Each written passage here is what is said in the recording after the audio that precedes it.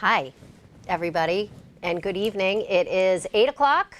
The polls have closed in Revere, and we're so happy that some of you were able to join us. I want to start by saying to everybody that took the time to vote, congratulations.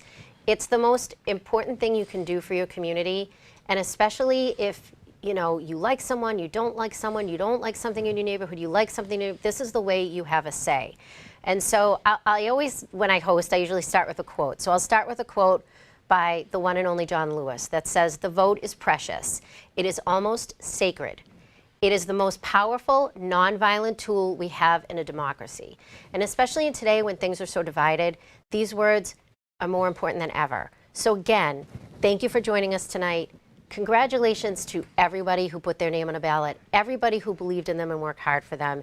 And we're really happy to walk through election night with all of you. I am so lucky that I am joined by two of my very dear friends and two people that serve this community beyond sincerely, entirely, and are just wonderful. And I'm not saying that just because they're sitting with me, but I want everyone to say hello to Revere's State Rep Jessica Giannino and to our Mayor Patrick Keefe. So it's great to have both of you joining us today. A couple other things. Not only are we going to be going over the elections for City Council and School Committee, we actually have a ballot question that's on today.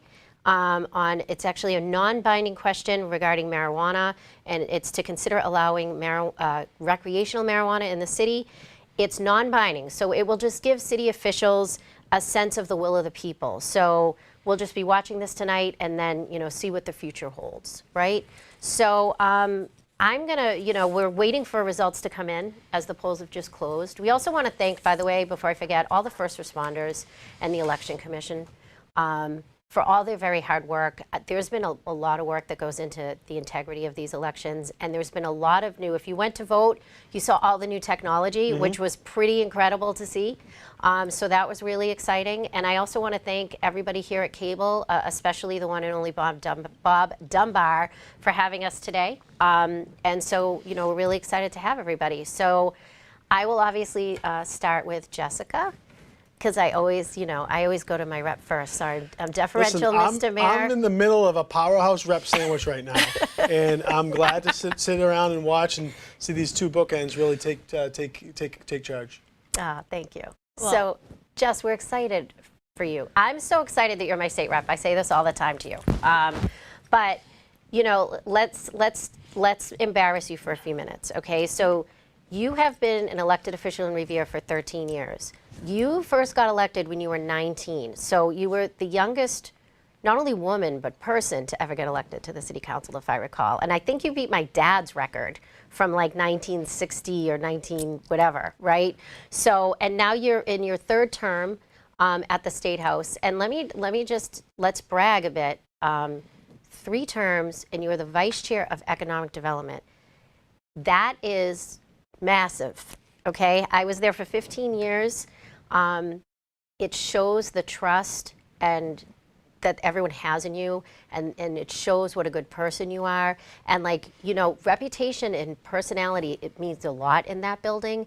And I will say this because I hear it and I'm up there with what I do now, and she is loved and she should be because she is sincere. And so you being loved and that sincere and that hardworking only makes good things happen for us in Revere because of who you are. So I want to say thank you to that as someone who is your constituent. So I appreciate you. Thank you. So I'm overwhelmed. Thank you so much, Kathy. So can we talk for a few minutes just about, you have a lot going on at the State House right now, and I know you've been really busy with the Economic Development Committee.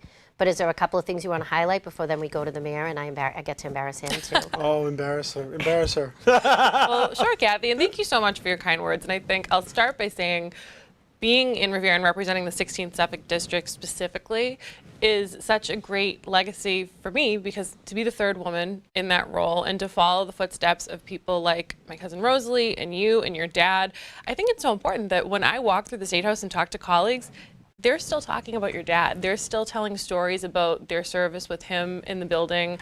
And there's a lot in the State House that's connected to the city of Revere and our collective history. So it's pretty wonderful to be able to sit in the same seat that you both sat in the chamber, in the House chamber. But yeah, I mean, the Economic Development Committee is amazing. It's a unique committee because our work is set up a little different than some of the committees.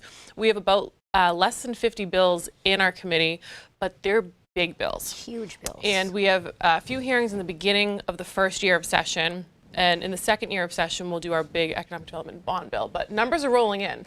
So we'll talk about this later. But looks like we have some numbers in from not sure where, but. Yeah, we don't have precinct numbers, you guys, just so you know. We'll get them as they come in, but there There are obviously- numbers. There is one precinct in. Look at that. One precinct very early in out of the 20, and one Pablo Jaramillo with 92, and Bob Hass just behind with 70, Mark Silvestri with 68, Michelle Kelly 61, Joanne McKenna 64, and Tony Zumbudo 61. This is very, very early. As you know, it's just one precinct out of 20, and the expected turnout, sorry to cut you off, Rep, No. is looking to be close to 5,500 total votes or something of that effect. So the expected full turnout is about 5,500, which is about 17% of the voting populace. Wow. It's a decent turnout. Yeah. You know, not. It is, to me, it's decent, but there were a lot of uncontested races, which is, you know, I wouldn't say uncommon, but the uncontested races create less drive to go out and vote because there's less competition. But that can happen, and of course the non-mayoral years. I think that's why I'm here this year, and I Which, think, by the way, we're so excited that you're here with us. Absolutely. And Well, maybe you can stay with us all night. So, I'd be happy to. as I just now threatened you on live television, I'd be happy you to. can't leave. And I'll just say it's a pleasure to be here. Revere TV, thank you so much for doing this and putting this together. But you took the words out of my mouth. I wanted to make sure we thank the election team that was out there. A lot of poll workers, you know, in the hundreds that are out there, making sure that our democracy stays alive and making sure that the integrity of our elections is there. But we have a new elections commissioner this year. Yes. Danielle, I was familiar with Danielle. She got rave reviews from her prior employees. That I'll just say it. Unapologetically, we stole her from Medford. I reached out to Danielle applied, and I had reached out to the mayor of Medford, and I said, listen, after we were very certain that we wanted to offer her the position, and I talked to we have a good relationship with Brianna over in Medford, and I said, Brianna, I don't want to do this to you. I know that it's hard to get good elections commissioners, but I'm making an offer. It's a really good opportunity for Danielle. She lives a city over in Everett, and she said, it's going to be sad to lose her, but she's extremely competent, and you're going to get a good one. And rave reviews so far, brought in some new technology, and really just easy to work with, understands the boundaries. You know, I don't deal with the elections team because I want to make sure I keep that office sacred in the sense that they answer to the people and they have their job to do without interference from electeds, and that goes for all the electeds. And you know what? That says a lot about you. And now let's brag about you for a couple of minutes, Mr. Mayor, if that's okay. Like, okay, you've been in office for 11 years, and you were elected mayor 2 years ago, but you were acting before it. To say, I mean, you know, when I first met you, you were, you know, running Pop Warner, and you and Jen, you know, the dynamic people that you are so dedicated to the community. And then you running seemed like a natural transition for you to do. And it was like great to see you get elected. And, you know, to say that you're hands-on does not like scratch the surface. And, you know, I just want to say, again, as a constituent, you guys are my friends. So it's like, you know, whatever, preaching to the choir. But like, you are so hands-on. And look at, like, I know I'm not the easiest constituent, and you even reply to me sometimes. No, all the time. Only when it involves your dogs. Well, that's it. I mean, no one gets to know to my dog. Your baby, but that's your child. Yes, right? he is my child. Yeah. But like, you know, like the things that you know, do to reach all different corners of this community, whether it's geographically, whether it's age-wise, whether it's, you know, stance in society or like need assessment, right? You don't like view anyone that way, and that's how government should run for people. And especially, you know, this is not, and you have put together just an incredible team. Yes. Like, and you know, no one can do this alone, and for anyone who thinks they can, they shouldn't be doing it. And we all know this. And so you are, like, there's nothing braggadocious about either one of you, so I'm going to do it, if that's okay. Well, thank you. But you have put together, like, a really wonderful team that is hands-on, they are responsive. And you know what's interesting? When you go somewhere and you run into people, like, the city people don't act like they're not, like, forced to be there. They want to be there, whether it's, you know, but you know how sometimes you're like, I feel like I have to go to this? Like, there's no one. Like, you see people from the city yard and they're all smiles. The police department, you know, fire, city hall, inspectional services, you name it, the DPW, like, it is an incredible team. You know, a city, you know, like ours has gone through a lot of changes, and it's not easy to do what you do. I don't know how you do it, and I want you to know that I'm grateful. I know we're grateful. So Thank you. Well, just to comment on that, I'll give the credit to the upbringing and some of the lived experiences that I had. It is the only way I know how. I understand education is extremely important, and I understand your experiences as you travel and see the world and whatever business or institutions you're involved with. But you can overcome so much with a little hard work. And I also wanted to. A book that I read a long time ago that really inspired me. It wasn't even in the political world; it was in the business world. But it was by George Bush, and he talked about. So, by the way, rest in peace, Dick Cheney, passing a former vice president, powerhouse vice president. Whether you were a Republican or Democrat, he was a force to be reckoned with, and he unfortunately lost his life today. He was. It was time. I mean, I'm sure, but rest in peace. But George Bush talked about.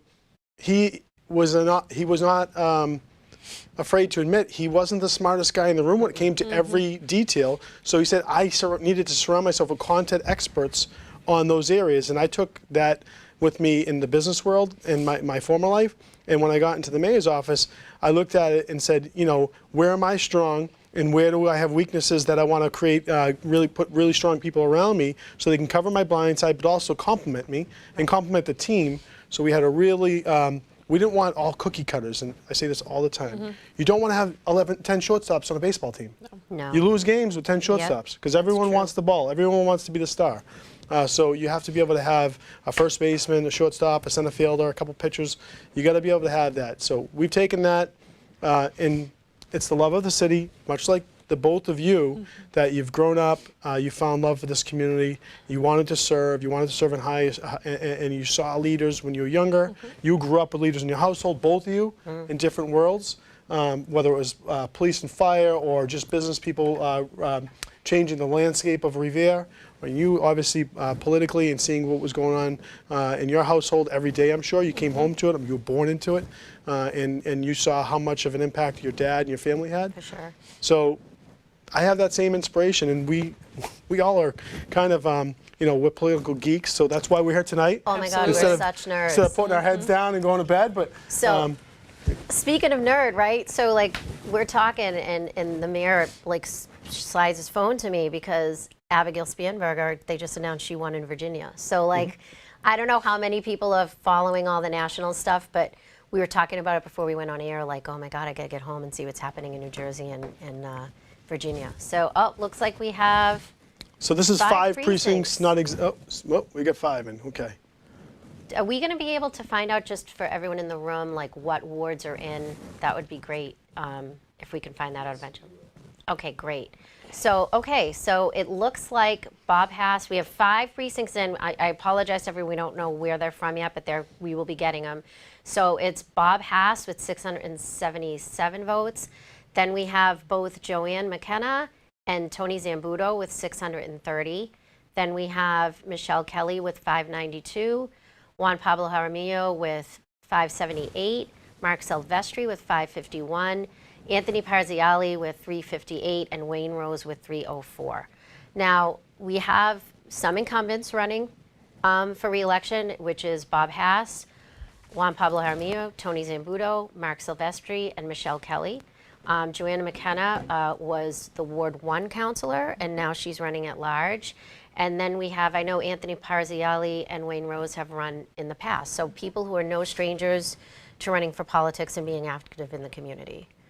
Yeah. And then I don't know if we have any on the school committee yet. And then with the school committee, we're under a new form of school committee Yes. this year. So that's interesting too, because we used to have, was it 5 at large or 5 at large, right? Or six- School committee, yeah, it was 6 at large. 6 at large. Six at large. And now it's, I'm so bad. Is it 3 at large or 4 at large and then wards? Right? I believe it's 2 at large. large, And okay. 1 per ward, and that was brought Okay. about by home rule petition. So Look at okay, that. was home. So here's so we have 6 precincts in, and for the at-large, there's 4 people running. You have Stacy Rizzo, John Kingston, Fred Sinella, and Ralph DeChico. Right now, you have Stacy Bronston Rizzo leading with 603, John Kingston with 515, Ralph DeChico with 435, and Fred Sinella with 350. So And currently, Stacy Rizzo and John Kingston and Fred Sinella are serving on the school committee, but since they broke it up as a new at-large format, and only 2 of the at-large school committees members get in, they technically didn't go on the ballot as incumbents. They all went in as newcomers. so but- everybody did. Okay. for the school committee, correct. So there Yeah, wasn't okay. an incumbent status listed on the ballots. That will change for the next election, that they'll be able to maintain that incumbent status. But it looks so- like 2 of the current incumbents are in the lead early on, 603 with Rizzo and 515 with John Kingston. And so overall, we're growing by 1 on the school committee and by 1 member, right? 2. 2 members rather, and then so there'll be some new people too. Yeah. Okay. A lot of new people. We have some of the ward counselors in. So right now, precincts counted of 20 is 6 out of 20. So in Ward 1, you have Jimmy Mercurio, 221, Brian Averbach at 94. Ira Novoselsky is running unopposed for 333. We have nothing in from Ward 3. My city councilor, Anthony Cogliandro. Ward 4, Paul Argenzio is running unopposed. Ward 5, Angelo Garina-Sawaya is running unopposed. And Chris Janino. We're calling it. We're calling it now. calling it, Can you we're call calling Let's have Jess, Rep. You want to Janino call it? We're calling Call the it for race your for dad. Ward 6. It looks like Chris Janino will be reelected for City Councilor Ward 6. And Yay. I'm pretty sure that Ward 6 school committee, Vanessa Bayasela, Yes. Yeah, I didn't get to see those. she was also running unopposed. Okay, yeah. A teacher in Lynn, familiar to the neighborhood, kids playing some youth sports in the city. I've gotten to see them. So Vanessa Bayasela with 410 votes. We're going to call it Ward 6 school committee is going to go to Vanessa Bayasela. And we'll have to call Ward 5 school committee for Aisha Milbury-Ellis. Well, no votes are tallied votes here. are in yet. But I'm gonna go out on a limb, and she's gonna do just fine. And let's just keep the madness going. Should we call for Ward 4 too, even though no votes are in? And no votes are in. There was, and this isn't a secret. I think everyone saw that there was a write-in campaign by Don Martelli, okay. and he did have a write-in campaign. Extremely challenging on a write-in status, but. We'll see. We'll see if there's any. Stranger things have happened. Right. I think the last time there was a write-in candidate that won, I think it was Peter Martino. Oh am I gosh, correct like there? a long time. That was before my time. Yeah, and it was a sticker campaign, but it's exceptionally hard. It very can be hard. it can be slightly confusing, but there is a write-in candidate in Ward 4 I for forgot school about committee. that. Yep. So it's Stephen Damiano who's on the ballot, Correct. and then there's Don who is a write-in. This and is then, interesting. Ward 2 school committee. Raphael Feliciano and Alex Romali are only separated by 20 votes. And this is also good to give us a picture of what we're looking at with the at-large votes, because it looks like the votes we do have in right now are 1, 2, and 6, based on the numbers that we have. So it looks like we're Correct. missing some. So So- when we look at those at-large numbers, oh, there we go. So we got Ward 1, Precinct 2, all of Ward 2 reporting, a little bit of Ward 5, and half of 6, so or about 2/3 of 6. And my updates before we came in here, Ward 5 was the strongest ward in voting.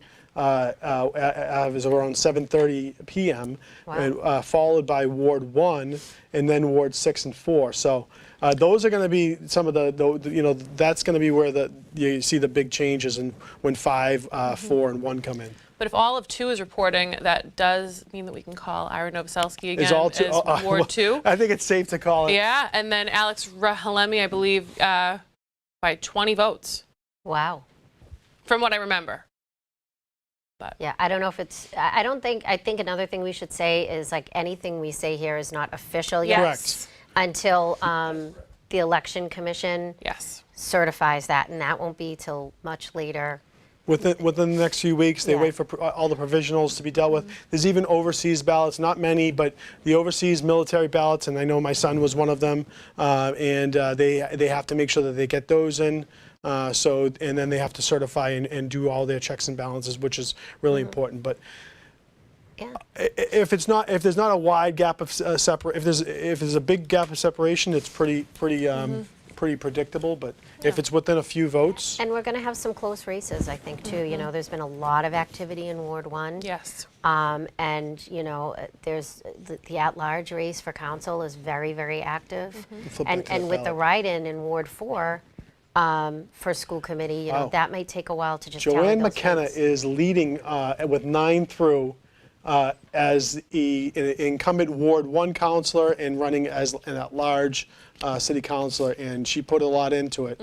So we have, and then rounding out the behind Bobby Hass at 994, 891 with Juan Pablo Jadamillo, Anthony Zambuto, and Mark Silvestri, and Michelle Kelly. Anthony Parzali down with 536, and Wayne Rose at 446. And I will say it was a very active election cycle. Even the ward councilors that were unopposed, you know, you saw Angela everywhere in Ward 5, you saw Ira out in Ward 2, and Anthony and my dad, I know how much they were all working. So there's a lot of activity happening in the city this cycle. These ward councilors are on it. I mean, you know, like Ira's been doing this forever. Angela hit the ground running. Your dad is everywhere at all times. Paul Argenzio, I mean, Paul there's some is rock everywhere. stars. I mean, Anthony is like just, The you know, he'll best. just check in. Like, you know what I mean? Like, I'll see him on my street on, you know, just a random day, like in a random month being like, hey, you know, someone said something about a pothole, so I was coming over here to see it. Like, Yep. I mean, you know, we're very lucky, and I think, you know, we're going to have some new people on the council. Like Ward 1 is going to be a new person. So, Yep. and you know, whether it's Jim or whether it's Brian, I mean, you know, they're going to have big shoes to fill too, because Joanne was everywhere at all times in Ward 1. So I'm told Joanne McKenna on the board is spelled incorrectly. So I don't know if you want to double check that spelling over there, Andrew. Thank you for one of your callers in. All right, so we have 10 precincts in now, and we're looking at school committee at large with Stacy Brunson Rizzo. I'm sorry, my God, it's a lot of activity. it's a lot of stuff with me trying to read too fast. 1,000 votes, John Kingston with 872, Ralph DeChico with 694, and Fred Sinella with 550. All really great people. I actually graduated high school with Ralph.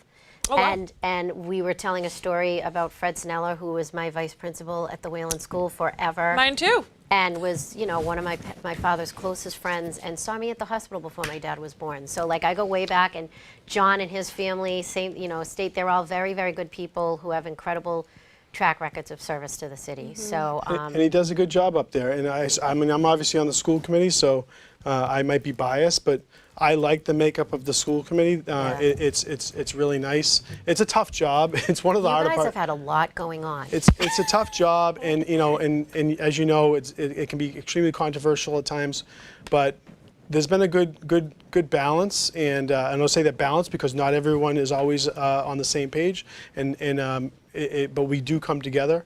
And John and Stacy have served well, and the other members have served well. So it is going to be challenging because there might be some change. Obviously, one of the at-large people are going to not make it, which is a tough one. And then I know one of the other at-large people moved to a ward, so that could change things. But right now it looks like Ward 1, Jacqueline Monteroso is at 301, and Katie Schultz-Graham is at 325. So that's still very close, and still I'm not sure if all of one is in yet.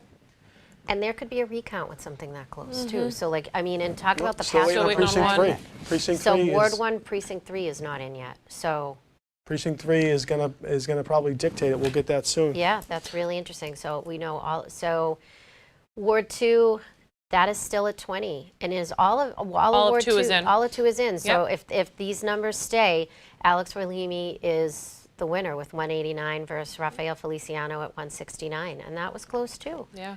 Wow. So yeah, and so you have some school committee people returning, even though it's a different thing. Aisha will be back as Ward 5. Anthony Caggiano will be back as Ward 3, and I mean, Vanessa's been on the ballot several times. Stephen ran for councilor last year, I believe. So we'll see where that turns out. But yeah, we'll see what happens. Okay, so the ballot question that we discussed a little earlier is, shall the council consider repealing the prohibition of recreational marijuana establishments as set forth in section 9-.8.010 of the Revere revised ordinances? Right now, it's yes is 849 and no is 991. So that's very close too, with a lot of things not being reported in. So it'll be interesting to see where that ends up. Again, it's non-binding, but it'll be interesting to see how people feel about that. It looks like we're almost at the halfway point. We got 11 out of the 20 Yeah. precincts reporting. We got an update on the at-large. You call it, Jess. I'm sorry, Representative.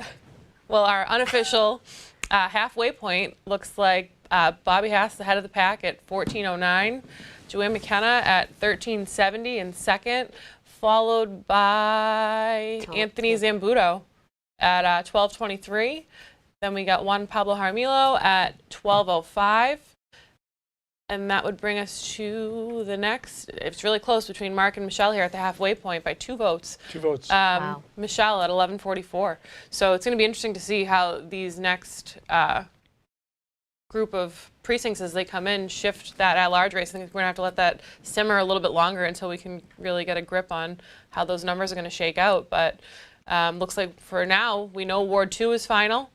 And we have nothing in from Ward 4, I think. Nothing for 4 yet. Okay. I'm still waiting on some. Okay, so it looks like we're waiting for Ward 6, Precinct 3. We're waiting all of Ward 4. We're waiting for Ward 3, Precinct 1, which is actually my precinct, and Ward 1, Precinct 3, and Ward 5, Precinct 1, and Precinct 1A. So, I mean, we're really, again, kudos to the Election Commission and the police for being so organized. I mean, I've never seen it so organized than this year. It was like, I actually said to them, congratulations, when I came in and saw the setup. I thought it was wonderful. So yeah, I mean, hopefully, you never know what can happen if, you're counting like you said, Mr. Mayor, counting absentee ballots, overseas ballots, write-ins, things like that are sometimes tough to call. But I'm sure there's a group of people at City Hall waiting for the results to come in, which is usually how it is. And there's people watching at home with the people that they worked hard with, and families waiting to see the results. So it looks like 12 are in. Bob Hass with 1534, Joanne McKenna with 1455, Tony Zambuto with 1331, Juan Pablo Jaramillo with 1268, Michelle Kelly with 1248, and Mark Silvestri with 1228, Anthony Parziali 807, and Wayne Rose 666. It's going to be interesting, and I will say you'll notice a difference, I think, in the timing with some of that new technology we got in. The numbers are coming in fast and furious, so it seems like as we phase out with the books and some of the more antiquated technology that we had, you're seeing the difference right now, which is impressive. I mean, we're only 28 minutes after the polls have closed, and we have 13 out of the 20 precincts reporting, which is pretty impressive. I'll also say I think it made a difference, too, with how we re-precinct the city and how the polling locations have changed a little bit from when I came in 13 years ago at large and had to go to, gosh, over 20 different locations. Sometimes 21 with the A and the B. There were a lot. Challenge. And you know what? Also, that spreads out your workforce. So, and as you know, these are like not even seasonal employees. They're 3 or 4 day employees. Sometimes with the training, maybe a little bit more. So, you lose the concentration of all the best, and when you spread it out. So it's now down to 10 locations. That was sort of I wouldn't say a victim, but that was sort of a pandemic change. You remember, like Ward 4, it was the central fire station, and you were going through like a fire station, and there was people taking votes, and then there was fire trucks running in and out of there, and buses coming around, and you had to park, and if you were lucky to park in the Walgreens parking lot. And then, of course, the Lighthouse Nursing Home, which became an area of concern to have people coming and going during the pandemic. So when they concentrated that to Ward 4, I couldn't see. I've never seen it go smoother. And the same for the area of Ward 6. I do miss walking to the Lincoln School, though. But you know what? It's great to have it at the field house. There's plenty. I'm a Ward 3 resident now. Well, I've been for about 20 years. So, you know, it makes sense to have everything there. It's a big space. You can spread it out, like to your point. Yep. And there's plenty of parking too, which is a very big deal too. Which So- has been, and it's just easy, and I think it saves the confusion, because when you change it up too many times too, it gets confusing. And you know, let's be honest, right? We love sports in Revere, and one of the biggest sports in Revere is politics. I mean, like I always say, if you really want to learn politics, you know, you have students come to you guys and to me all the time. You want to really learn old school politics, like you can still learn old school politics for good and bad in a place like Revere. But like, you know, there have been like legendary election days. Thankfully, you know, Mr. Mayor, like we haven't had quote unquote drama, but there's been years that there's been drama. So to be able to control it, you know, people are, I mean, if we are nothing but passionate if we're not passionate in the city. And I think that's a wonderful thing. But sometimes, you know, we all, and I'm very guilty of it, passion gets the best of me. So like, you know, to be able to make it as safe as possible, as accessible as possible, and, you know, like from a public safety perspective too, make it, you know, the best way it can be, that it's for the workers and everyone else is key. And so I think another big variable too that we never know what we're going to get is weather. I mean, Oh, we've gosh, all had yeah. election days where we've stood out in the rain and it's been freezing cold and miserable, and you know it's going to have a lower turnout, especially before early voting was a thing and before COVID. That weather was so critical on election day. Then you have a day like today where it's beautiful. It's a little brisk. It's in the 50s, but it's not downpouring. It's not yeah, it was a beautiful day. gusty winds. I mean, we have in the last 15 years seen some crazy election days. So I think that the weather was in our favor, which is always good for voter turnout. Yeah, it is. And, you know, it's one of those where the more consistency you have, you know, when people start getting familiar, and we've never made it easier, as you see with the early voting and things like that. So, you know, it takes away any excuse to not go out and vote. But, you know, people, you can go to City Hall 2 weeks up to in Right. advance and cast your ballot as easy as pie. Which I've done in the past Yeah. because, you know, I travel for work. So, you know, I always like to vote on election day. But, you know, sometimes if you can, it's really important. Which is why, too, like, to your point, Mr. Mayor, like, we're making it more convenient for people to vote because it's so important. Absolutely. And another part, you know, we are very fortunate for 1,000 reasons, but a fortunate reason to be from Massachusetts is we really believe in voter integrity and inclusivity here. As long as you're following the rules of the law, like, you know what I mean? Like, we encourage people to vote. And, you know, we always talk about a lot of people probably watching this are, you know, more entrenched politically like we are, but it's kind of like super voters. You know, super voters are people who vote in every election, but especially like the most turnout is a presidential vote. But where the rubber meets the road, as you both know so well, is in the communities because you've served at that level. I never served on the city level. I am in awe of the two of you. I don't know how you've done it because it is. I always say being mayor, especially, is the toughest job in America. Absolutely. And it's thankless. And I think, you know, something you talked about earlier was how Pat is so good at doing it. And I think a big part of that is because of how he leads. He leads from the front and the back. He's not afraid to get his hands dirty and to be in the kitchen if we're serving turkeys on Thanksgiving, or Which to we be in the, right, or to And you'd be rather be that. in the You'd rather office answering calls himself, or to delegate. And I think something that's really challenging in what we do is delegating. I know personally sometimes I'll be doing something and it's so much easier to just do it myself than teach someone how to do it or explain it. And Pat, one thing I will say to, you know, give you more credit is you do a phenomenal job at delegating those things that you know will be in good hands with someone else on your team, but also are never afraid to roll your sleeves up and get in there yourself. And I think that's what makes you such a great leader. Oh, thank you. Well, it's flattering, and I think that I just want to give kudos again. We have a really good team. Yeah, you do. We've been fortunate. We have some serious talent. I talk about all the time. You watch the council meetings. You watch the team that we send up there when there's dealings with the city council to make sure that, you know, we're answering to their call, but also to answer to the residents' calls. And that's a big slight shift that I've tried to be really good about, is things like the councilors' access to certain department heads and making sure that they have good direct lines of communication so that they're resolving issues more rapidly. And, you know, even my office, it's a pretty open environment, it's a pretty welcoming environment. We want to make sure that we give everyone what they want, because that's all they sometimes want, is to get an answer. It doesn't always have to be a yes. It doesn't always have to be, oh, we're going to do it in 24 hours. But sometimes when residents call, they just want to know, they want to know that they're heard, and they want to know that there's going to be some sort of action taken. Right. And sometimes you have to be able to tell them in the most polite way possible, or respectful way as possible, if it's a no. And I'll just use the simplest one as like a tree.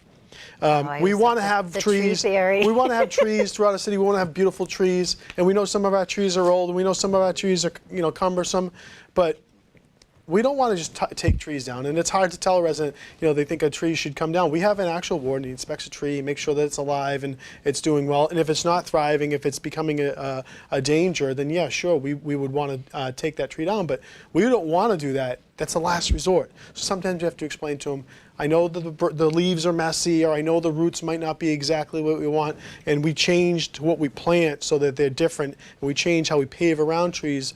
But I can't control a tree that's 50, 60 years old, and we're certainly not going to cut it down unless it's an absolute must, or that has to happen. If it's not dying, it ain't going down, and that's a tough one. I have to tell someone, I'm sorry, the leaves are becoming an issue, but we don't want to cut down trees unnecessarily. They're helping our environment more than they're hurting it. And we deal with things like that. No, but that's true. When I would talk to students, I say it's the tree theory, especially for Revere. It's like you have two neighbors, one wants it down, one wants it up. You are automatically upsetting half the people in that situation, and it's very hard to do that. And you both know this from very intimate experience. By the time someone is usually coming to you or your office, they are at their wits' end. They're frustrated at things most of the time that are beyond your control. It could be like something at the federal government, something with an agency that you didn't even have a dealing with. And they're upset. And, people call and they're upset, and it's really important, and you both have such good teams that handle this, like you and your teams put yourself in those shoes too, and you handle it like, okay, someone's calling, they're upset, we're not going to meet them at the level they are and yell back. That's not productive. How can we get to what we need to get to here? I think it's also important, too, that when we get these calls, and Kathy, as well as we do, it's for us maybe the 30th or 40th constituent call we've gotten that day or in those, day or two.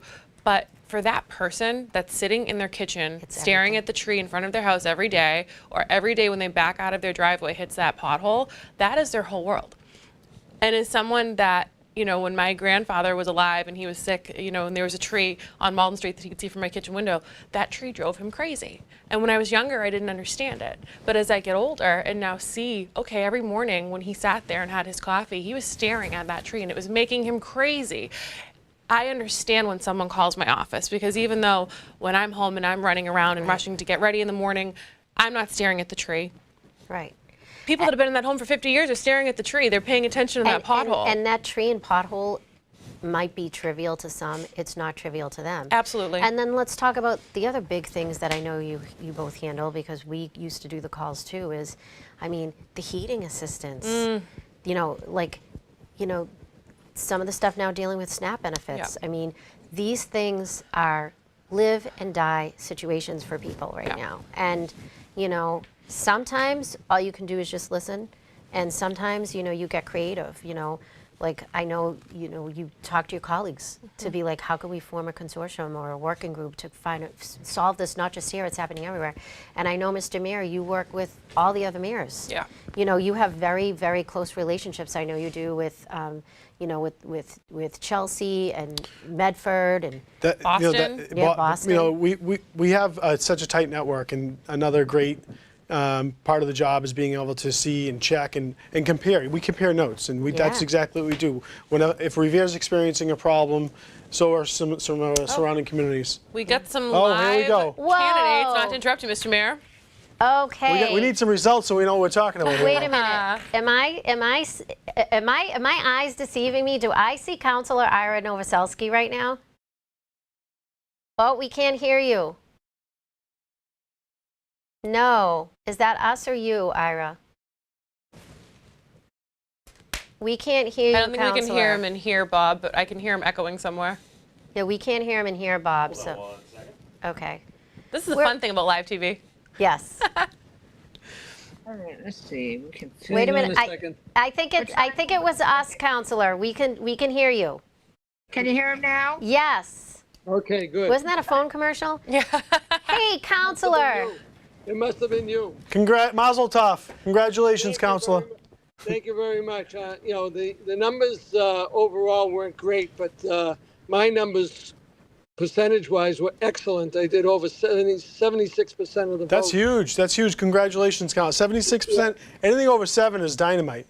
Yeah, so I'm very pleased with those numbers. And, it was nice to see you all, Representative Jessica and Mr. Mayor and my old friend Kathy Reinstein. You're never a former, you're always the best. Well, thank But, you. It's But- been really great. It's really great. I love being in Ward 2 down and covering the Shirley Ave area and doing everything. And as you guys were talking about trees, I deal with it the same thing every day. Yeah. And you just can't take them down. We can trim them. We can trim them out, but we can't take them down. But I will say, But other than that, everything in Shirley Ave is going great. Shirley Ave looks great. The new apartment buildings, the new parks we're doing, the new dog park we're doing at Fitzhenry Square, and the new forest park we did on Sumner and Shirley Ave, and we're fixing Flaherty Square up, and everything's just looking so great for Shirley Ave. you are Ward 2, Ira Novoselsky. Like, I mean, when I think of that ward in that area, I think of you. So, I mean, you are everywhere. Yeah, And you're breaking up on me. Yeah, That's you. That's you, Ira. that's you, Ira. Okay. try this area. Come closer. We're saying very nice things about you, Ira. It's too bad you're How about missing this? it. Can you hear him better now? Well, congratulations, Ira. Congratulations, Ira. We had a cutout. Yeah, you're breaking up on me. But anyway, I thank you for allowing me to join you guys for a short period of time. And like I said, I love everybody, and I love dealing with my schools down in the Garfield School and the park and all the people. And, I just like helping people. That's my main thing. Well, thank you for your service, Ira. We look forward to seeing all the great things you're going to continue to do in Ward 2 and for the city. And your pal Murphy says hello. Thank you. I appreciate it. And I thank the mayor, and I thank Jessica and Jeff Turco for all their hard work they do for us. Amen. Thanks, Ira. Thank you. Take care, guys. Bye-bye. Congratulations, Ira. Good night. See you later. Okay, I think we have someone else coming up also. Or are we going to do results first? We bringing in some of the, okay, so we have 18 precincts in out of 20. So right now we have Bob Hass leading at 2199, Joanne McKenna at 2081, Anthony Zambuto at 1924, Juan Pablo Jaramillo at 1840, Michelle Kelly at 1828, and Mark Silvestri at 1792, Anthony Parziali at 1186, and Wayne Rose at 920. So still close. The difference, there's a small difference between the bottom 5th and 6th candidate at large with Michelle Kelly and Mark Silvestri. Yeah, it's a fight. So that's going to be very interesting. Looks like we know our Ward 3 councilor, Anthony Cogliandro, is back with 625 votes if he's in the waiting. Why don't we see if we can get Anthony, Yeah. Councilor There he is. Cogliandro, congratulations. Congratulations. And Bob, if you're able to get the Ward 1 school committee race, that would be great too on the back and see where we're at. There's my city councilor, Councilor Oh. Cogliandro. Congratulations. Congratulations. Thank you very much, guys. All your hard work has certainly paid had off. a- Like I said, we see you in the neighborhood all the time. Say again, I'm sorry. We always see you walking around Ward 3 and in the neighborhood all the time. So what do you want to say to everybody? I'm sorry. I don't know if maybe Councilor Novoselsky was right. Maybe it is the connection on both ends, but I just want to say that I'm incredibly thrilled. The turnout wasn't what we wanted, but I did manage to get over 78%. And Huge, Councilor. thank you, Mr. Mayor. And I'm really honored to have so much support. And, I love this job. I love this city. This is home. And looking forward to another 2 years. Congratulations. Congratulations, Anthony. Congratulations. Yeah. Congratulations. So I'm not sure. Do we have official results in Ward 1, Bob? Is that up? I'm sorry. And Bob, I think Councilor Sorry. Guarino Sawaya needs the link. You are the best. Sorry, guys. The connection's bad. I apologize. Well, congratulations, Anthony. Go celebrate. Where you going? Where are we heading tonight? No, you can't. I'm bouncing around trying to see everybody. I think that's what you asked me, but yeah, I'm Yeah. trying to. All right. You're the best, I'm, Anthony. trying to bounce around to some of my colleagues, and everybody put a lot of hard work in this year. There was a lot of hard work from a lot of candidates. Even though there was a lot of unopposed seats, we still saw a lot of door knocking, a lot of sign holding, and so I'm just looking forward to seeing what the final results are, so I know who I'm working with next year. No, and you know what? It's appreciated as a voter to see people, even when they're running unopposed, doing the work they should be doing. So, you and others don't take it I for am granted. tired. I'm sure you are, but that's the job, right? Yeah, I mean, you're it always is. around, It but is. you have to earn it, but it Yes, ma'am. speaks for itself too that you were running unopposed. Look at being an elected official and putting your name on the ballot is not easy, especially in a community like ours. So, we appreciate you. So I think we have a highly you, contested guys. Ward 1 school committee race that is unofficial, but unofficially we have a victor by about 28 votes, and that is the current at-large school committee candidate, Representative Jacqueline Monterosso, and it looks like she just edged out Katie Schultz-Graham, and I'm just There going to she say is. this, and unapologetically, two highly qualified, highly skilled people running head-to-head in a very robust ward. So, Jacqueline, Miss Monterosso, it looks like you pulled it off. I want to say early congratulations. It looks like we'll be serving together for a few more years on the school committee. Unofficially. Can you all hear me? Yes.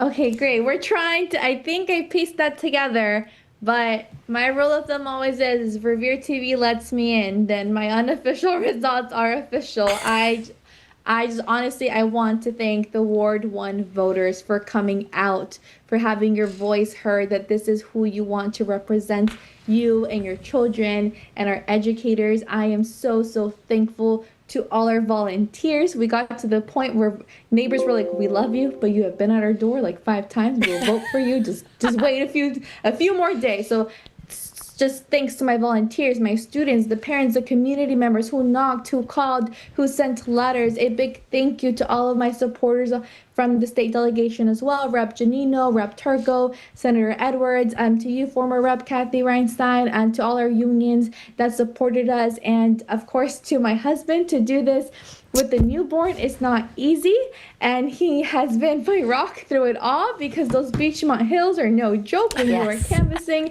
up and down. And honestly, I couldn't have done this without our voters who put their trust in me with their vote. I couldn't have done this without my state leaders and mentors who supported me, without our volunteers, our students who said this is who we want on the committee, and without my husband, who is truly my rock in all of this. So thank you all so much. I am so excited to continue delivering results for Ward 1. Well, we're excited too, because you've worked very, very hard. And you have, served the school committee and the city of Revere with distinction, Jackie. And, I look forward to watching you do more incredible things in the next 2 years. And, what a role model you are, not only for all these volunteers and all these college and high school and grammar school students, but for your son, who's not going to even remember this. But I'll tell you, he's going to be able to tell the story all the time that he went door to door with his mom, every day for, his first moments of life. So, that is really something. So congratulations to you and your supporters and your volunteer, and congratulations to your family. And I look forward to seeing you do great things over the next 2 years. Thank you. And a big congratulations to everyone else who's also celebrating tonight. Wonderful. Well, celebrate and then get some sleep. Yeah, get some rest. Congratulations, Jackie. Go hug your baby. Go hug your husband. Congratulations. I'll see you on the last Tuesday of the month. Mayor Keefe's like Bill Belichick, no days off. No days off, right, exactly. But, congratulations. We're thrilled. We're thrilled for you, and, we're thrilled for Ward 1 and for the school department and for all of the students across Revere. Absolutely. Great job. Great job. Good job, peeps. So, okay, let's see it. What are we looking at now? So that is, I guess we're calling that with obviously Jackie Monterosso Yeah. winning the Ward 1 School Committee. We're going to go back, and it was 453 to 425. That was a close one. Ward 2 again was called for Alex Rahimi versus Rafael Feliciano. Anthony Caggiano, Ward 3 with 359. Steve Daviano has 629. We don't know about write-ins. Your write-ins won't be calculated till later, so and Okay. they almost have to hand tally them, but they'll get the dot count, and they got to hand tally them to make sure that they were written in properly. So we could. We will probably be off the air before we even know. Yeah. So I saw our Ward 6 counselors on, though, if we wanted to. wait a minute. Our Ward 6 city councilor is on. Who really? Chris Janino? Hello? Hello? Hello, How counselor. are you? Congratulations. It's a beautiful night in Revere. I'm handing you over to your daughter. My ward counselor. Congratulations, Just, Dad. I mean, you guys, I'm hearing a lot of static on your end. I could hear RT fine, but there's a lot of static coming out of the studio. So you break it up on the air. Okay, that's good to know. Did you guys hear that? We How can we hear doing you. tonight? We can hear you great. I'm hearing it. Oh, and he guys- just froze. You froze. You're doing a wonderful job. You're at that doing a handsome wonderful guy right job, there. and thank you. We there? Yeah, we We hear hear you. you, Dad. All right, you're doing a wonderful job, and thank you for the job you're doing. It says beautiful night in Revere tonight, and the low turnout was kind of a little disappointing, but it's an off year, and it's going to be a good couple of years coming up. Thank God. Do you have anything to say to the people in Ward 6, Dad? A big thank you to everyone in Ward 6 for being out there and the support and the phone calls and the being there. I'm loving it. Thank you. Well, people in Ward 6 are lucky to have you, Councilor Janino. We're all lucky to have you. You have had a lifetime of public service for the city of Revere. And, you know, after retiring from the police department, you're like, I am not done yet. Now I'm going to even really get crazier and run for office. And you did it. Nope, not done. I'm still learning a lot. And it's the learning part of it that I'm loving. Good. Well, Every week I learn something new and oh, cool. trying to apply it and use what I'm learning and help the community out be a little better. And it's a fun road I'm on. Thank you. No, we're excited for you. Congratulations. Give your mom a hug and kiss from us. And hopefully we'll see you soon.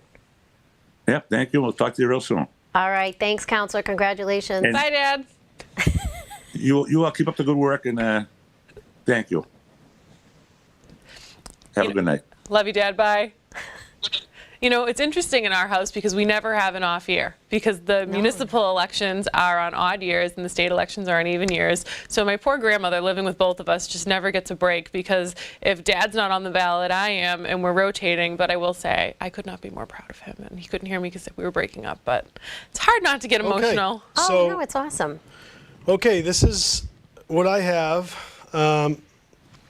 unofficially, 20 precincts out of 20 for the at-large. This has been the, really most contested. I have Robert Hass, I'm not going, Robert Hass with 2484. I have Joanne McKenna with 2342. In third with 2145, Anthony Zambuto. In fourth with 2082, Michelle Kelly. Wow. And then Mark Silvestri with 2065. It looks like a margin of 7 votes over the next closest, which was Juan Pablo Jaramillo. That's what I have unofficially from the team. They just sent it over. And so what is? So it looks like Silvestri just edged out Oh yeah, there it is, right there. Jaramillo. So again, By this is what we talk about, and 7 votes, right, is the difference between two people and there's and This is the why it difference between matters. 2 others is 17 votes, and the difference between a few others is 4. This is what elections matter. Every single vote. I understand in presidential elections, especially with the electoral college, you feel like you're in a state that's going to go blue or red, or that it maybe not calculate. In city elections, it comes down to getting people out to vote and having your vote. And So unofficial results for the at-large, but it looks like we have another unofficial winner, Stephen Damiano. hello. Hi, Steve. Hi, Steve. Can you hear Hey, us? good evening. Hey, let's see your sweatshirt. Does it say Elect Damiano on it? It does. Okay, I was hoping you were on brand. I mean, I've seen your signs everywhere, so congratulations unofficially. Thank you. Yeah, I know you were, working your tail off. You're no stranger to campaigning. You put yourself out there 2 years ago, and you decided, I'm going to do it again. So, hats off to you for, Thank you. putting it, like I said at the beginning, anyone who puts the name on the ballot, it's a humbling experience. Everyone thinks they can do it. It's not as easy as you think it is. So, thank you and to others for, putting yourself out there. And, you have kids too, am I correct, right, Stephen? So Yep. Stephen and Jack, 3 and 5. yeah, so imagine, right? So, my brother and I were very young when actually we were born into it, like you said, Mr. Mayor. So, they'll remember some of this, and it's great for you to show them and their friends, how you can do this and how you can do this respectfully. So, it's, I'm going to stop talking. I'm going to give you the opportunity to talk and thank people. Take your time. Say as much as you want, Kathy. No, it's your moment. Please take it. Sure. Well, I do want to just start by thanking everybody here in Ward 4 for those that did come out. It seems like this echo tonight that the turnout wasn't as high as everybody would have liked, but there was still plenty of turnout to be thankful for. So thank you to everybody in Ward 4 for coming out to show support. I've been working hard on this campaign since its inception, and it's just showing that hard work does pay off. But just for everybody here in the winner's circle, and for those on the bubble, the hard work doesn't stop on election night. We're now going to be working hard for the people of this great city that all of us call home. So I'm just very honored and humbled. I'm electric. I'm excited. I can't wait to get to work. Congratulations, Stephen. I just hope you see this, right? I don't know about you, but when these election nights, it reminds me of when I was an athlete and I was like a big playoff game as a kid or even as a coach.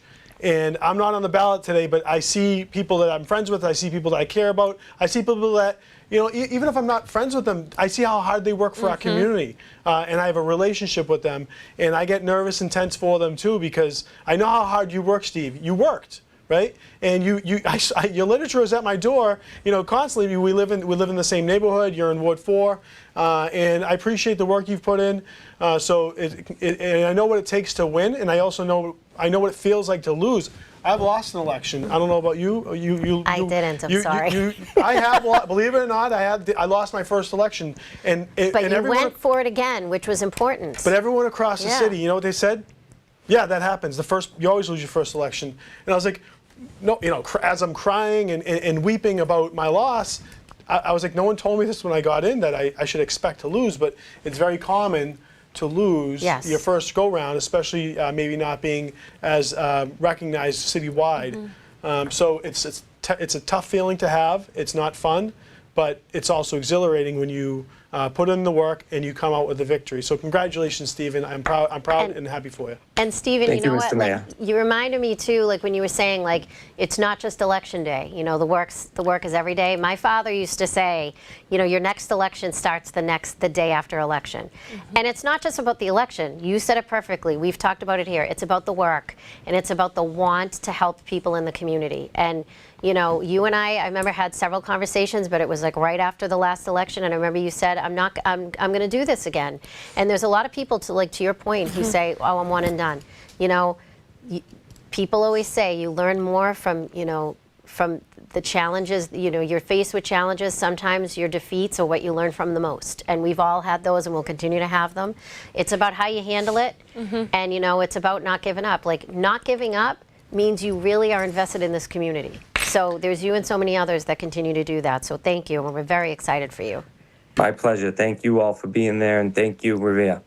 Thank you, Steve. And thank you for being such a good example, I think, for candidates in general. Steve worked so hard. He was seen everywhere and is also the perfect gentleman. Totally. Everywhere he goes, and it really says a lot about who he is you as a person. blushing? And seriously, and how he carried himself, like you mentioned, Kathy, after that first race and after that loss. You see a lot of candidates come and campaign and then disappear.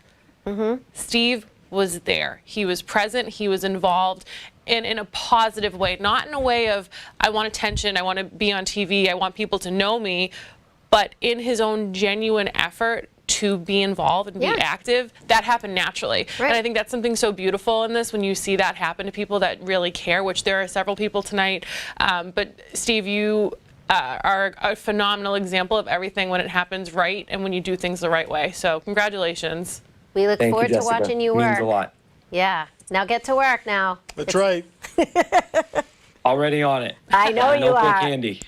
Excellent. Well, congratulations, and congratulations to your supporters and your family. That's a wonderful night for you guys. Enjoy it. Thank you so much, everyone. Sure thing. Okay, so now let's look. We have 19 in. I mean, I think, no offense to anyone. I mean, I think the mayor, you might be able to get more numbers quicker than others. I'm just saying. No, well, believe it or not, I had a campaign manager for one of the candidates send me the sheet, and then I just got it from the elections commissioner, the unofficial tally that they poll and they wait. So that's why they wait. They wait till the end. But this one, the candidate, a candidate's election commissioner, sorry, not election commissioner. Oh, wow. Candidate's campaign manager was able to get it as quickly as I was. And again, if we're out on the street, we're out at the polls, you can get them. You just need Right. to have the people at each poll. Right. You poll, the ticket gets polled, it gets printed, and it gets put on usually the window or the door. Usually by, 8:15, 8:30. I know when I was running, we had it in, we had our spreadsheets, and we had the people You had all. your it was, runners, I think like 8:16 or 8:24, whatever the time was, and it's nail biting. Yeah. It is Totally. nail biting, and then you get like one bad read, or you get one, because it's over a phone. And believe it or not, and I'll just give you a quick story. We're sitting in our control room, and offsite, of course, and someone sent in a number. And instead of it being 132 or something like that, they wrote down 32. I looked up at the board. I'm like, oh man, we need to be at. It's a numbers game. Yeah. We need to be at this number, and it was 32. I'm like, ooh, kind of pit in my stomach. And then it came over corrected, and I was like, that's a 100-vote swing. I won by 400 or 500 or something like that. So 100 votes is a lot. Yeah. Right? Oh, yeah. It's nerve-wracking, but that's why organization is also part of it. It's key. You need to have a good base of volunteers, and you got to have a lot of people that can know what they're doing. But 100 votes is a lot too, especially when you look at some of these races that are separated by 13 or 20 votes. They're very, very close. And I also, can we pan really quick too to see what the school committee at large was it the top two? There it is. Stacy Yeah. and John. So two current school committee members going back in the capacity as at-large members. congratulations, Stacy, and Papa John. Papa Yes. John Kingston just became a grandfather. Oh, I didn't know Just that. a few weeks Yep. back. Jordan Kingston. And I don't know if we have any other callers coming in, but and again, I know Ralph has done a lot for our community, and he's there we go, Alex Rinaldi. But Ralph is still serves on one of our boards, and he's a key board member, and I'm sure he'll still be helping out. And Fred Snella, who's been with our city for so long and done so many things, he's a great man, and will still be a good asset to the community. And I'm sure that Decades of service. I'm sure Decades that of service he for understands Fred. it, but he's done so much, and congratulations for being out there. So it looks like Alex Ralimi is the unofficial victor by 20 votes, and I don't know, you're on, Alex. How you doing? Thank you. Thank you, everyone. Thank you, Mr. Mayor. Thank you, State Rep Jessica Janino, and thank you, Kathy. It's been nice. Thank you, by the way. Thank you for my beautiful wife Sophia and the kids for putting up with me. As you know, campaigning brings a toll on family also. I mean, the last couple of years, as you know, have been tough and campaigning in the city. I'm just so humble and grateful for voters from Ward 2 trusting me and for my first public office in the history of United States, by the way, as the first Moroccan American getting elected Really? to any public Yeah. office, by the way. So Any I'm public just office in the humble. state or the city? In the state, in the Really? United States. Wow. Yes, in Oh, the okay. United That's States. well, that's history. I was not aware of that, and I knew you were going to be the first in Revere. Well, I knew you had a chance to be, and you've run before. You ran for sheriff at one point, so congratulations. So I'm prouder and to do it right here, actually, in the city of Revere. Well, so- congratulations. I think that's so exciting too, because we know we have, I believe, the highest Moroccan population in the Commonwealth. Yes. So Alex, to be a representation of that population, to be the first in that community is quite remarkable, to be from the city of Revere. And I also think it's an incredible role model, you know, just to break that barrier. I know when Jackie Monteroso was elected the first Latina in our community, and now to have you, another person kind of leading the way, is really kind of what Revere is made of. We're a community, I think, that's been made of people breaking through glass ceilings and being the first in their communities. So congratulations not only to you, but I think that is really an incredible, Yes. remarkable accomplishment. And look at, like, you know, it's really important for people to see someone that they feel represents them making decisions. So, you know, to the representative's point, you know, there's so many students, especially, you know, of Moroccan descent in the city of Revere. So for them to see you at these meetings and showing up at events is really going to be a game changer. And so, and you know, we just had a great conversation with Stephen Damiano, who just got elected alongside you. I mean, you've run several times, Alex, and you kept going because you believe in the city. So, you know, good for you. Congratulations, and we look forward to seeing the good work that you're gonna do for the students in the city of Revere. Thank you. And it's all about not showing up, keep showing up and not giving up, as you know. And actually about talking about the first Moroccan American, my kids actually, they were Googling this because they were Googling this and they said, oh my God, is this going to come up on Google on Wednesday? Wow. So they're just proud too. I mean, I made them campaign in my first bid for office back in 2016, and they I have were the like chills. I just got 3 goosebumps. years old, I think, and 5 years old, and they've been campaigning. So they've been involved in politics. So they've been Googling this. They said, oh my God, I can't believe this. So they've been Googling, and my 12 years old now is asking, okay, I'm gonna Google it on Wednesday, see if it's gonna come up now. I'm going to Google it on Wednesday too, because this is like, you know, we were just saying we have the chills here. And how cool is it that your child is saying that? Like, oh my God, I'm too old to think like social media first. But of course, like, that's going to be amazing to like say to their friends, like, you are the first. You know, I always say, like, you know, Representative, you and I, you know, we still have these times that we're the first woman. And it's crazy that in 2025, anyone is the first of anything anymore. But what's important is you have to start with one. Yes. And then it becomes, you know, just secondhand that you have, that people are represented. So, you know, this is great. This is really exciting for the city. I mean, Thank you. I don't want to take so much time from others, but I'm really proud that I'm doing it right here in the city of Revere, which is the city that embodies actually diversity and you know, and promise the opportunities and belonging to the city. So I just love it, and I'm excited, and I can't wait to celebrate with you all. And I'm going to celebrate my family shortly. Thank you so You should, much. and hug your family because they're on the ticket with you. And congratulations to your wife and your son and your family and your dog, your beautiful dog. Rocky, I my love dog your Rocky, that loves you too. But you know, Alex, I just want to say that you're also there's a documentary that's going to be going around about the FIFA coming up in Morocco, and I know that I think they interviewed you for the upcoming World Cup stuff that's coming up next year. But Morocco's got a rich culture in soccer too. So yeah, of course. we appreciate you're representing our community. So I look forward to serving with you on the school committee. Congratulations. Thank you. Appreciate it. Thank you. Thank you all. Thank you. Bye-bye. Well, that is exciting. Yeah. I don't think I mean, I know it was first here. That is really something. It's incredible. Another good thing that puts Revere on the map. You know, we're always, Yeah. you know, unfortunately, you know, we've had a history of getting negative things reported. I think that's been turning a corner for a while, but that's wonderful. All right, it's in. It's Okay. called. I said 7. I apologize. 7. It looks like it was 13. The separation between the 5th and the 6th position. Of course, only 5 at large get in, and then there was a 17 separation between the 4th, 5th, and then the 6th. So it just goes to show you how tight it can be. But I don't know how long we're going to be here tonight, but congratulations to Bob Haas, Joanne McKenna, going to be switching from a ward seat to an at-large seat. Councilor Zambuto, him and Ira, the deans of the council. Wow. Michelle Kelly, Councilor Kelly, and Mark Silvestri.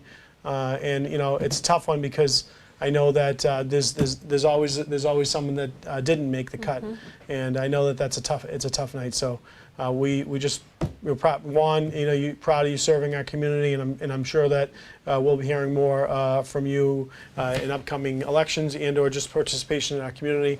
And so will Parziale and Rose. I mean, they're advocates for our community. My first interaction, I'll just say this on air because it's not a secret. My first interaction with Anthony Parziale was. It was a tough one. He was very upset about something that was happening in his neighborhood, and this brought him out. Like he came out. He was. I was a Ward 4 councilor. It wasn't in my ward. I happened to be the council president. I was on vacation. It was like 3 years ago this month. No, it was in February. I apologize. And it was my wife's 40th birthday. So he was pretty upset that I was on vacation, but didn't know that we actually get vacations, But I still Her answered my 30th phone. birthday? The 40th. Oh, yeah, that's the 20th birthday. Yeah, here you go, Pat. correct. But Sorry, Jen. and he was angry, but you know what? He got you, reached Jen. out, and after when I got back, we had a good conversation, and he was very humble and saying, "Hey, listen, you responded to me, and I appreciated that." And this was as I was a ward councilor. And that was my first interaction. Since then, it's always been positive. He works at Woburn Yeah. DPW. He just got a promotion. So I look forward to seeing more from him in different ways. And another example is someone that shows up. I mean, he's present in the community. He shows up at events. He shows up at meetings, and he's genuinely engaged. He's not there for the sake of being there. Yeah. He's there because he really cares. And I think we're lucky in Revere to have so many great people that are so passionate and that care so deeply. And I know this election is really exciting for many people, but also really disappointing for some people because it's hard, right? But to put your name on the ballot, to put your family on the ballot, because ultimately we know in these seats that when you put your name on there, your family is with you. And it's just as hard on them, especially, I mean, for me, I'm so protective of my dad. I know you guys have your spouses and Pat, your children. I can't imagine the toll it puts on, and Kathy was the child of an elected official, that situation, because it's hard. I think it's harder on the family. I think when you are the person, you don't it kind of comes off you a little better, but like the people who love you the most, it's really hard. Of course. When people come at you hot or they're because these are the people you love the most. I always took it much harder when someone was critical of my dad than when they were critical of me. 1000%. Right, I mean, my father was my everything. I know you feel the same way about yours. So, and I know your kids feel the same way about you because and your daughter, Mr. Mayor, I mean, your kids are great, but your daughter, I adore her. The best. She told me today when she went and voted, and she obviously, I don't tell them that you have to vote for this person. I want to hear from them, and then obviously if I have to do some persuasion, I will. I'm not gonna persuade my daughter very much though. Yeah. She's Sounded like me. I love an it. independent person. Yeah. My house is not your typical, all red, all blue. It's very much independent, and it definitely we all vote on similar values. But my son's in the military, Yeah. and he's in Africa right now, and so he's surrounded by certainly many different viewpoints, and he was able to cast a ballot from there, and I'll just say that you get a young son and a young daughter. They both. My daughter's going to school to be a teacher.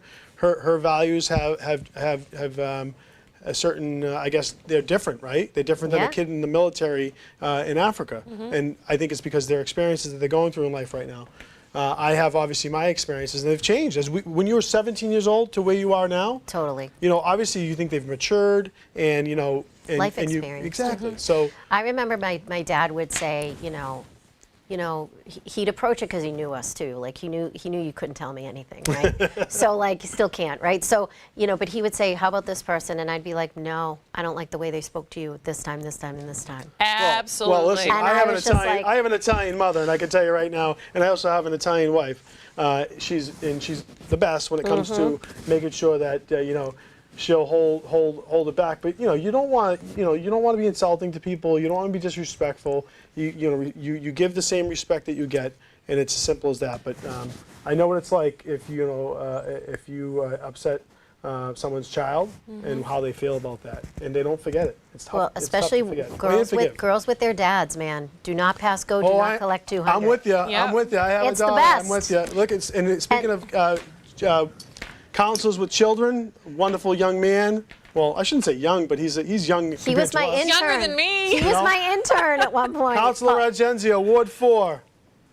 Can you hear us, Paul? Congratulations, Paul. Paul, can you hear us? Hey, can you hear us? Hello, yes, I can. Great. Congratulations. We were just saying such nice things about you and your family, and you missed all of it. So, yes, congratulations. I told everyone how your son used to be my intern when he was very young. And congratulations to you and your family. I know it's been a group effort. So congratulations, and thank you for your continued service. And Councilor Argenzio is another example. When you say the word service, he embodies service. After giving 34 years of his life, sorry to date you, Paul, Didn't have enough of it. of his life to the city of Revere, he retired and said, you know what, I'm not done. I want to continue serving the residents of Ward 4, and that's exactly what he's doing. So, Paul, please. Yes. Well, thank you very much. I'd first like to thank my family, my wife Colleen, my son Vincent, my daughter-in-law Ploy, and my niece Savannah, and the sign holders that came out today to help. I know I was running unopposed, but I still conducted a campaign regardless of that. I went out and knocked on doors to see what all the residents had to say. They were satisfied with what I've been doing and what they see Ward 4 in the future as being. So I conducted a campaign, whether I had an opponent or not. I was fortunate, and I'm thankful for that. Well, you did, Paul, and I got to, as a ward, your Ward 4 resident as well, and we Yes. represent. It's funny, we represent each other, and we represent together. But you've done a really nice job. I'm proud because I had so much pride in my role as Ward 4. I embodied it, and I see you doing the same. And it's nice to know that you left it in good hands for someone else to continue doing great things. So I'm happy. I'm proud that you represent my family in our area of the city, and you're doing a wonderful job. So I look forward to you continuing to do that. And I just want to say this: you're always a gentleman, and I say that. Up at the council, you're a gentleman. You have your questions. Some of them maybe, we don't, no one wants to be questioned, but you have your questions. You're always professional about it, and you're a gentleman, and that's how city government should be conducted. I always appreciate that coming from the mayor's office, and our team appreciates it. Yep. Well, thank you very much. It was great to follow in your footsteps. You're doing a great job as mayor, and I look forward to the next term, and I'm sure we'll have some big things to tackle, and I look forward to that. Thank you. Congratulations. Congratulations, Paul. Yeah. Thank you very much. And my dad corrected me while Paul was speaking. It's 40 years of service to the city of Revere. he was 12. So he had your back. Well, it's really 43, but Oh. All right. All right. You Did they call it youth works back then, or was it just regular labor? I started when I was 18, so I know I don't look that old. We're so lucky to have you. Okay. That Well, is thank you very amazing. And Vince's son helps run short-term rental in some of the housing department in ISD, in special services, and using technology and really streamlining services, and he's been very proficient. So I like having Vincent working with us. When I came on, he was, he was kind of like in a not a lesser role, but he was in a smaller role, and having his role expanded, he's been awesome. So we appreciate him, and I know the team appreciates him, so I'm looking forward for big things out of him in the next couple of years too. Well, thank you very much. I'm very proud of what he does there, and I No one appreciate beats his wife either. kind Best. words. Wonderful family. Yeah. We're so lucky to have you, Paul, and you know, to start in the city at 18 and to still be continuing that service and dedication, it's remarkable. And when we talked earlier about trees, you're quite You were frankly in the it. guy that got all of our calls when I was on the council, and now you're in it. So we're lucky that after dealing with our crazy city councilors and our crazy colleagues for that amount of time, that you stepped up and still wanted to deal with us. You were on both sides of the council chamber as someone who was being questioned by councilors. Yeah. And now you're on the other side. So, Pro. It's like treat people the way you want to be treated. I'm sure that's part of how you go into it every day too, because it's a feisty city. It's a feisty council, and it's about how you handle yourself. And you've always been so great, and we're lucky to have you. And please give your wife and your son and your daughter-in-law a hug from us too. I will. Thank you very much. Enjoy the rest of the evening. You too. Congratulations. Oh, look what we got. We got the Ward 5 councilor on deck. Here she comes. Angela. Hi. Congratulations. Congratulations. Thank you. Thank you. Sorry, I've lost my voice. I'm shocked that you lost your voice. I'm shocked that you lost your voice. Angela. She lost her voice, but she punctured my eardrum. Listen, Angela, we are, I'm saying I know we're all proud of you. I'm so proud of you. I mean, our families go way back. I remember when you first started running, and it was, and I remember, I said to you the same thing and I know I said this to you, Rep, and I might have said this to you, and if I didn't, Pat, I'm sorry, because I should have. But like when I first ran, one of my father's friends, it's not a matter of can you, it's do you want to? And you talk about hit the ground running. That doesn't even, cut it. You are everywhere, all at once, all the time. And Ward 5 is lucky to have you. The city's lucky to have you. Congratulations to you and your family. It's wonderful to see you work and see you come to the job every day with so much feistiness and passion. I spoke on behalf of Angela at one of her times just a few weeks ago. And first of all, she had come in after a person that was there for a very long time, who very big shoes to fill, and Councilor Powers, who did an excellent job for so many years for our city and for his ward, and he was very well respected. But Angela had big shoes to fill. She came in, she filled them. Whatever she couldn't fill with her feet, she put in a little sand.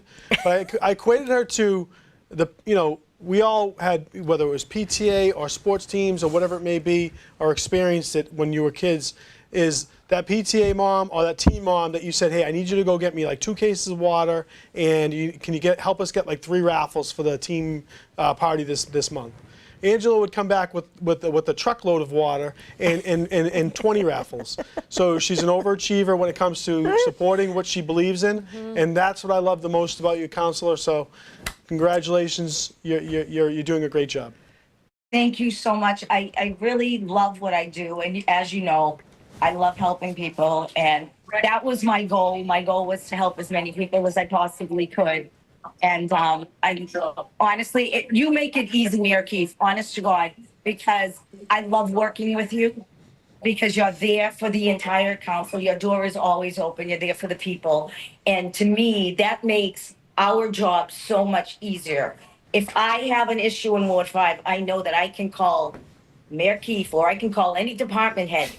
I know your head's getting big. I know. No, I'm trying to keep my hearing. But I know that it'll get done. It'll get done in a timely fashion, and that makes me look good.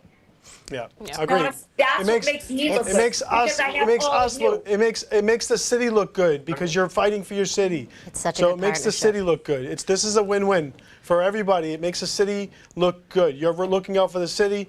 You are not always patient, but you do a good job advocating for your neck of the city, and they deserve that because it's a great area. And as you know, I wish I could afford to live in the beautiful. I always say someday when I grow up, I want to live in I'm the Pines. excited that so many people actually did come out and vote. Yeah, you had a big turnout. I'm honored.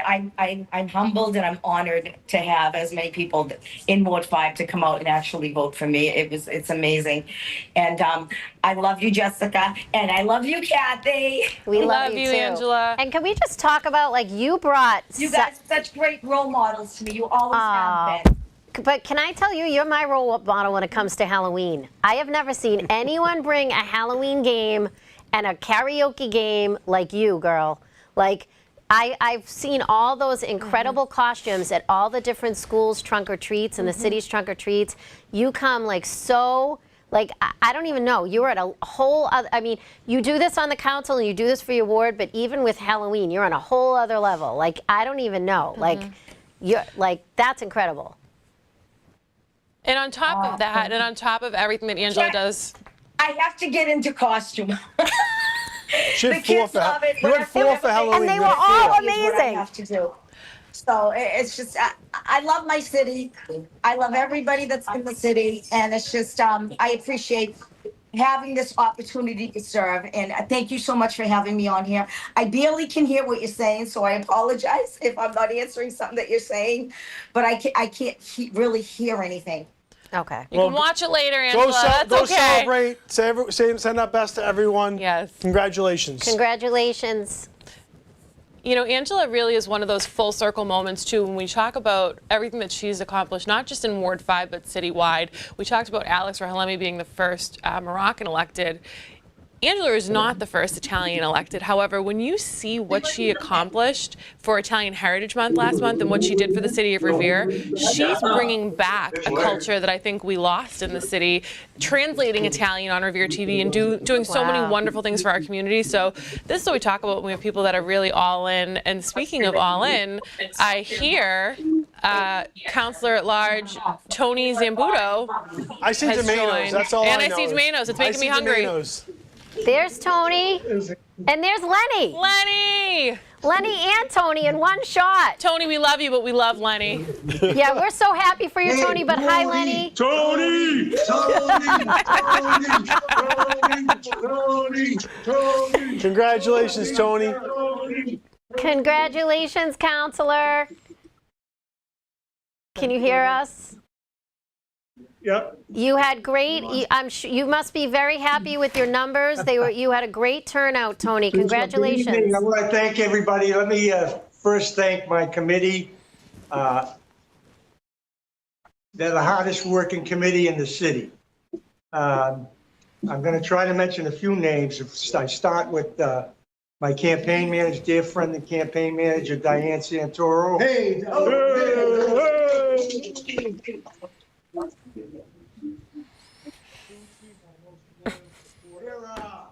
State committee woman. Tony, you got to face the camera. We can't hear you.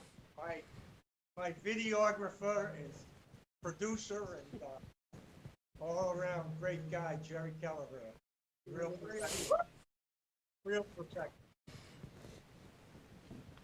Looking around the room, Hernan Mosquera. Lou Makakis. First I got to thank Lenny Domeno. Yay, he's the most important. If he feeds Anybody you. that bought a sandwich today, any co-worker got a sandwich today from Domeno's restaurant, coffee from Domeno's restaurant. The best guy in town, and the best restaurant, the best Italian restaurant in Revere, no question. Lenny. Let me just say that it shows there's still room for common sense, fiscal responsibility, and the only Republican on the Revere City Council. I'm grateful for the people that like what I do. I tell the truth. I don't tell you what you want to hear, and the people want that on the City Council. I'm just eternally grateful, and I don't know what else to say. Well, congratulations, Counselor. And it's going to be make Revere great again. All right, well, that was Councilor Tony Zambuto. Tony, thank you. Congratulations again for getting reelected to We're the in a time council. delay here. I know I saw we had results on the question, which was one of the only other topics that I think we haven't covered out of some of the Ooh, you know, Well, that tells you, right? more curious races. So yeah, it looks like the unofficial result was no on the consideration to repeal the prohibition of recreational marijuana establishments in the city. So very interesting turnout. Again, this is a non-binding question.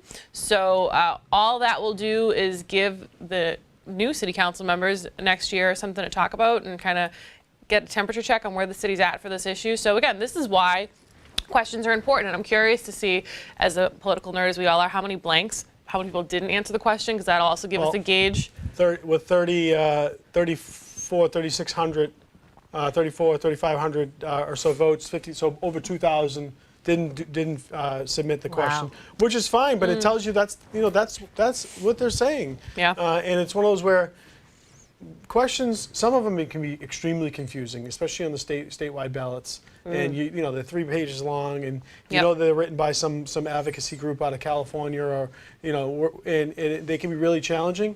I've always said to my constituents that ask me, if you're not sure on a question, you vote no. That means no change. That means there's no change. So that's the easiest way to explain it. No on a ballot question means no change in the current status.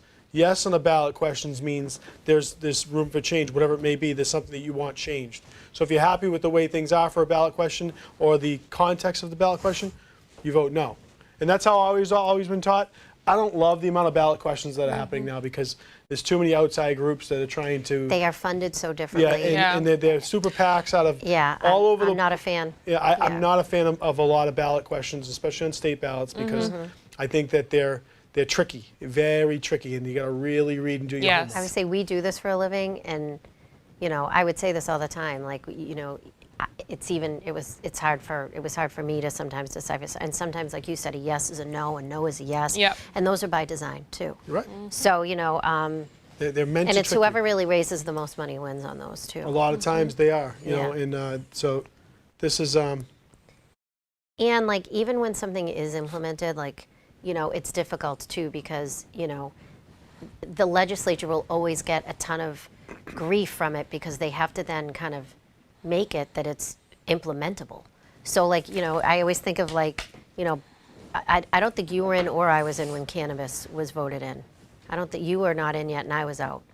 Correct. I was on the city council when we had to make our first zoning change to figure out what we were going to do with it, because after the state came down with the law, I was in the council, and it was really tough, because we were being told what we needed to do and had to figure out zoning. And I think what the city of Revere did said was, here are some zoning areas that are not near schools or not near residential areas. The likelihood of something being built there is extremely unlikely. Let's stick it in a corner. And that's what we did now years ago. Yeah. And now they're looking at kind of what's happening. I think you see some of our surrounding towns, and you drive through, say, Lynn, and there's so many shops on a street, or Chelsea. And the thing is like, if you ask someone, like, do you want, we'll just keep marijuana as an example. Do you want to legalize marijuana, yes or no? So that's all really people will think about. Like, do you want to ban greyhound racing, yes or no? Like, and then the devil is in the details in all of it. And so, the legislature had to go back in, if I remember at the time, and I wasn't there, I was already out, but, then they had to fix some of it because it was not implementable. So, I think they did the best job they could, and I think what's important is, the commission now, it has to look at how do we promulgate different things to make this work more We're still fixing it. I mean, we just passed new legislation for cannabis regulations within the last 6 months. Right, because the ballot question wasn't implementable as it was, but the way the law reads is that's how it is. Right. So I think this question, the fact that it's non-binding, is a good temperature check, and I think it's important that we, watch what happens at the state level as we continue to kind of refine regulations and see how things are going there. Which now that those new regulations have been set out and the commission's been fine-tuned, that will start trickling down to the local level. So. The layers of this are always interesting. It is, and I'll tell you one more take, but on that, Aisha Milbury Ellis just messaged me. She's not able to get on. She wants to thank her committee and her voters for going out. Congratulations, Aisha. I just want to say it again. I served with her on the school committee. high level of competence. She's an attorney by day. She represents the community very well. She's a parent of children in our school system. She's done a great job. I love serving with her. So congratulations, and go get some rest. But going back to the ballot questions, I think that you're seeing this across the country, but you're seeing it certainly even in Massachusetts communities. There's like that force approach that we need to be cautious of, and that's something that I certainly, and I don't think we do much of that in the city too, which is really good. We're kind of like an anomaly. We're surrounded by a few very liberal communities, and we're surrounded by a few very conservative communities. But we're very good in the middle, where we don't try to force. And I think that works, and it lends itself well to what we're doing, because some of those ballot questions are forced, and they're tricky, and they're meant to deceive, and then you end up getting frustrated, disenfranchised voters. Yeah. Yes. It looks like we have Councilor Hash joining us, who Top the ticket. Top the ticket again. Bobby, can you hear us? Or he's trying to come in. So while we're waiting for him to come in, we'll just recap, because we're looking at the at-large candidate numbers. So Bob Hass topped the ticket at 2484, Joanna McKenna at 2342, Tony Zambuto at 2145, Michelle Kelly at 2082, and Mark Silvestri at 2065. So basically, you have many incumbents returning, and then you have Joanna McKenna returning, but now as a councilor at large. There's and the there he is, councilor. Congratulations. Congrats, Bob. Thank you so We much. can't hear you. Is that just us, or is it? Yes. We can't hear you. Can you hear us? Okay, can you hear? All right. Okay, congratulations to you and your family. Another. Thank you so much. I'm incredibly honored. Great day here at the House. I'm incredibly honored by the city of Revere, by the voters. Incredibly proud of my team, everyone that stood out today and stood out the last few weeks and was just there for me the last 2 years, supporting me and pushing me. Congratulations, Counselor. And here's another Revere legacy. I know the mayor and I had the honor of serving with Bob's dad, who was one of my role models and someone that was such a big force in my time on the council. So to now see his son continue that legacy and really not only represent the city of Revere with such incredible integrity and class, but Bobby, I think you've shown voters who you are in the last cycle, and it's quite remarkable to watch you in this role, and I couldn't be more proud of you. Thank you so much. That means a lot to me. Like I always say, I learned a lot from my dad. I learned so much from watching him, from working closely with him. I like to think that I take a little of what he did, and I build on that. And I always said my goal in this was to create my own legacy. I've always known I have huge feet to, footsteps to follow. And, I'm ready, and I'll take what I learned from him and continue to build on that the next 2 years. You're more than ready. You are doing it. And, it's great. I mean, I was lucky that I served with your dad a little bit too, because he was the mayor when I got elected, and, him and your mom were just so incredibly helpful to me. It's wonderful and hard when you succeed someone who is so legendary, and, you are similar and you are your own person. And you are doing great things for the city. And, we've talked a lot about candidates and their kids growing up. Like, your kids are getting to do what you and your sisters got to do. And that is, like, so incredibly awesome. And, your kids are so dynamic. I will say they came trick-or-treating to my house. So jealous. Aww. I was very happy. And my dog Murphy was very happy to see Lenny and RJ. So, it's wonderful to watch you work. It's wonderful to watch you not only carry a legacy, Bobby, but to you are blazing your own trail, and you are doing wonderful things. So, remember that too. And we're proud of you, but we're really honored to have you. We're lucky to have you. Absolutely. Thank you. And that's something we stepped out to do from day one. When we were coming up with the design for the signs, we wanted to switch the colors around a little bit. Maybe go with more of a red heavy sign with hints of yellow, but it just didn't look right. There were some things we tried to do differently, but it didn't feel right or look right, and we didn't want to confuse people to some extent, thinking that my dad was still running. I've had people come out to me saying, "Oh, is that you? Are you Bob's son?" So I've had to introduce myself to a lot of new people, which is kind of a blessing in disguise, because I get to show them what I'm about. But like I said before, following in my dad's footsteps is a huge honor. I learned a lot from him, like I'll always tell everyone. Definitely a proud night for me, and a night to kind of remember him in a sense. I know he'd be proud.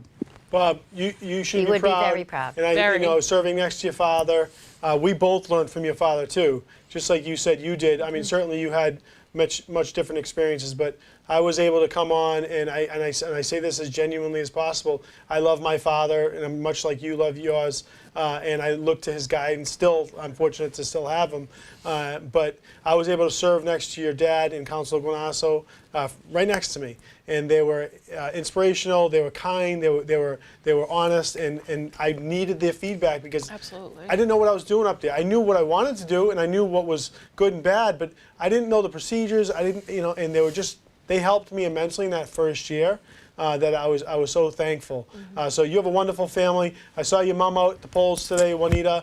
She's lovely. She's the best. She really is, over in Ward 3. And of course, your sisters, I see them often. They do a great job at the schools and what they do in the community. So, and your brother-in-law, John, one of the best, right? Yeah. So you have a great family. And lastly, of course, Nancy and your children. I saw RJ and the little one this morning with their little video, and it was very touching. Your son was so well spoken. So congratulations to your entire family. Thank you so much. I really appreciate that, and I want to give a special shout out to our daughter Lenny, who got her first stitches today because she stepped on a Lego. So that was was a minor detour on the election day, but she's doing great, and everyone's thrilled tonight. So we're looking forward to the next 2 years and to see what we can do. No, very exciting. Congratulations. We hope Lenny feels better. Oh. Thank you, guys. And get a little rest tonight now. Go celebrate with people. Absolutely. It's a great night. Thanks so much. Thank you. Congratulations.